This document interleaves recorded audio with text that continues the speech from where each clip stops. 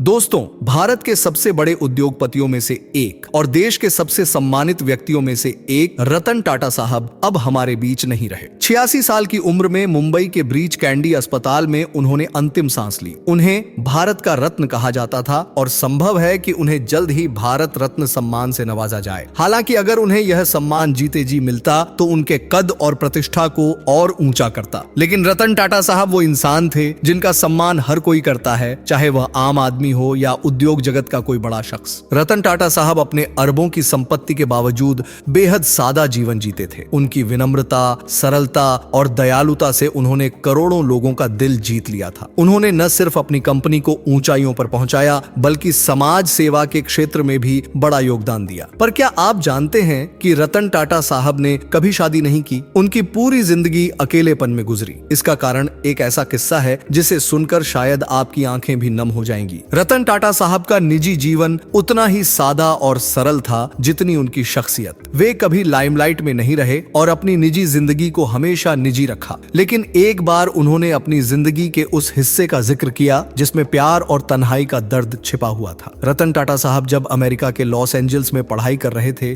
तब उन्हें पहली बार किसी से प्यार हुआ था। उन्होंने मन ही मन उस लड़की से शादी करने का फैसला भी कर लिया था। लेकिन तभी उनकी जिंदगी में एक ऐसा मोड़ आया जिसने उनकी पूरी कहानी बदल दी। 1962 में भारत और चीन के बीच युद्ध छिड़ गया और इसी बीच रतन टाटा को खबर मिली कि उनकी दादी की तबीयत बहुत खराब है। वे तुरंत भारत लौट आए क्योंकि 7 साल से वे अपनी दादी से नहीं मिले थे। उन्होंने सोचा था कि उनकी प्रेमिका भी जल्द ही भारत आ जाएगी, लेकिन युद्ध के चलते लड़की के माता पिता इस शादी के लिए राजी नहीं हुए और इस तरह रतन टाटा का यह रिश्ता टूट गया। यह एक ऐसा फैसला था जो रतन टाटा की पूरी जिंदगी पर असर डाल गया। उन्होंने कभी शादी नहीं की और अपने पहले और आखिरी प्यार की याद में पूरी जिंदगी गुजार दी। अरबपति होने के बावजूद उन्होंने अपने अकेलेपन को गले लगाया और खुद को टाटा समूह और समाज सेवा में पूरी तरह से समर्पित कर दिया। उनकी जवानी और सारी मेहनत टाटा ग्रुप को सफलता के शिखर पर ले जाने में लग गई। आज जब रतन टाटा साहब हमारे बीच नहीं हैं, तो उनकी इस प्रेम कहानी का जिक्र करना लाजिमी है। उन्होंने साबित कर दिया कि सच्चा प्यार एक बार होता है और वे अपने जीवन में उस प्यार को दोबारा नहीं तलाश पाए। मौजूदा दौर में जहां प्यार और रिश्तों की परिभाषा तेजी से बदल रही है, रतन टाटा साहब की यह कहानी एक मिसाल है। लोग आज भी अलग अलग रिश्तों में पड़ते हैं, लेकिन रतन टाटा ने अपने पहले प्यार की याद में ही अपनी जिंदगी गुजार दी। टाटा साहब न सिर्फ अपने उद्योगपति होने के लिए याद किए जाते हैं बल्कि अपने मानवीय स्वभाव और समाज सेवा के लिए भी उन्हें हमेशा याद किया जाएगा। उनका जीवन एक ऐसी किताब है जो हमें सिखाती है कि पैसा और शोहरत से कहीं ज्यादा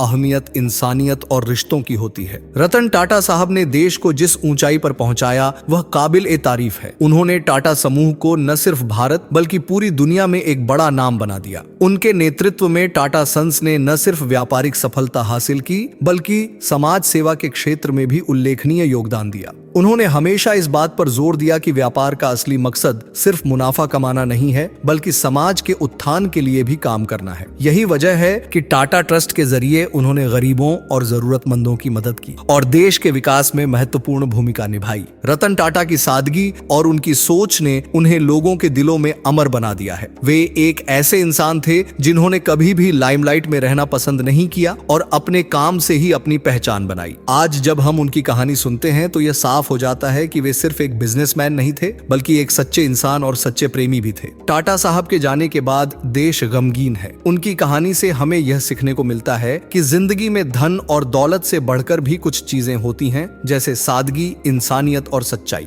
रतन टाटा साहब ने अपने जीवन से यह संदेश दिया कि चाहे कितनी भी बड़ी ऊंचाई पर क्यों न पहुंचो, जमीनी सच्चाई और अपने मूल्यों को कभी नहीं भूलना चाहिए। दोस्तों, रतन टाटा का जाना भारत के लिए एक बड़ा नुकसान है। वे सिर्फ एक उद्योगपति नहीं बल्कि एक युग थे जिन्होंने देश को नई ऊंचाइयों पर पहुंचाया। उनका सम्मान हर कोई करता है और उनकी इस विरासत को आने वाली पीढ़ियां हमेशा याद रखेंगी। उनके निधन से न सिर्फ भारत बल्कि पूरी दुनिया में एक गहरा शोक फैला है। रतन टाटा साहब को हमारी तरफ से विनम्र श्रद्धांजलि।